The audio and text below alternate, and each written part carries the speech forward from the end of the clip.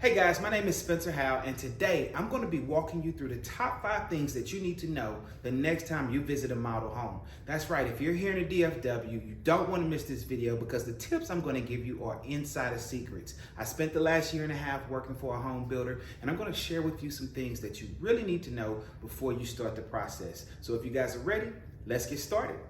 Tip number 1, the sales consultant, no matter how friendly they are, they work for the home builder. Their interest and loyalty lies with the company or the person that pays them, which is the builder. So you should never walk into a model home without representation. I want to paint an illustration for you guys. As a listing agent, you call me and say, hey Spence, I want you to come list my home. I come, put the sign in the yard, and from that sign, I get a phone call from a buyer who makes an offer. This is a ready, willing, and able buyer, right? So now I have a contract, I'm presenting to you, and you as the homeowner, the person that hired me, asks me and say, hey Spence, what is the most that this buyer is willing to pay? Because I represent both parties as an intermediate agent or dual agent, I could not answer that question. The same goes for the buyer that I represent. So in this scenario, if the buyer says, hey, what's the lowest amount of money the seller is willing to take? That is another example of a question I could not answer.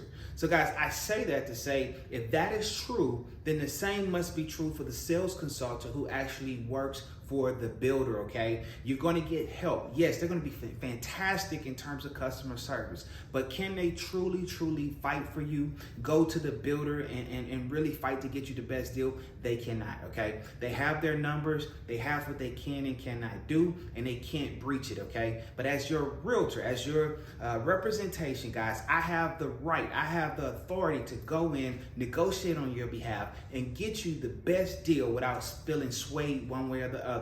My loyalty lies to you. So lesson or tip 1, do not go to a model home without your representation. All right?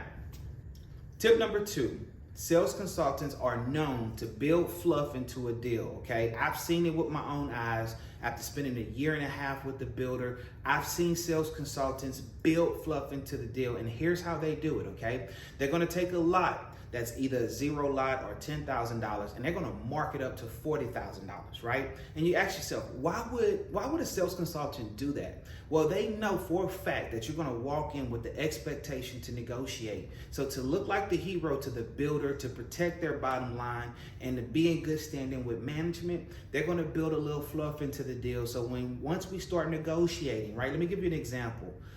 They're going to play a little game with you, take $5,000 off here, another $1,500 there, or maybe another 10 grand on top of that, and you're happy. You feel like you negotiated, you won, you got what you wanted. But in actuality, you either paid at what the builder was asking or a little bit above what the builder is asking. So that's why it's so important that you have representation that has experience with new home sales to ask the right questions to make sure you don't overpay. Tip number 3, don't assume that the model home is going to be standard construction. That's right, guys. Most builders put $200,000 to $250,000 into these model homes because they are a lead generating system.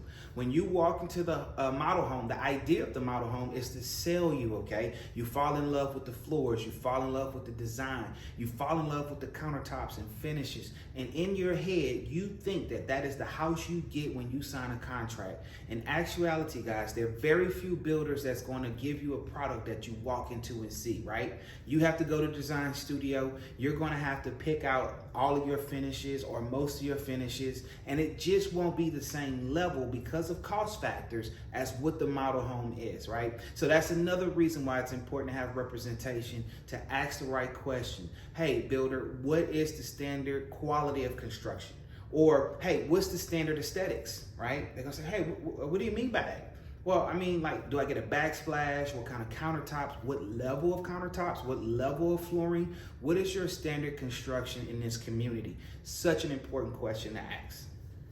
Tip number 4 is anticipate a 10 to 15% increase in price for non-standard option, okay? When you walk into a model home, that model home is designed for lead generation. So when you go to the design studio to get the floors you want, the level of countertops and backsplashes, the light fixtures, doorknobs, hardware, Cat 5 wiring, all of this stuff that you're gonna wanna put in the home, anticipate 10 to 15% of your sales price to go into your home to get it to the standard quality that you want, okay? This is typically a standard practice. For some builders, it could be 25, 30,000. I've had clients personally who spent well over $100,000 at the design studio. Guys, this is no joke. Anticipate 10 to 15% of the sales price, and this will cushion your blow. And this is essentially what I'm saying to you. If your top end budget is $800, you should be at $725 in terms of elevation, lot, and base price, right? Pre-design studio, you wanna be at $725. We call it leaving room for creamer. Tip number 5, just because it's new construction doesn't make it quality construction, okay? When you walk into a model home, there are things that you need to be asking about the construction, not just the aesthetics in the design studio, right? You need to know, hey, are you guys using 2x4s or 2x6s? What kind of insulation? What kind of sheathing are you using? Is there a radiant barrier? There's so many levels that you can peel back on quality of construction.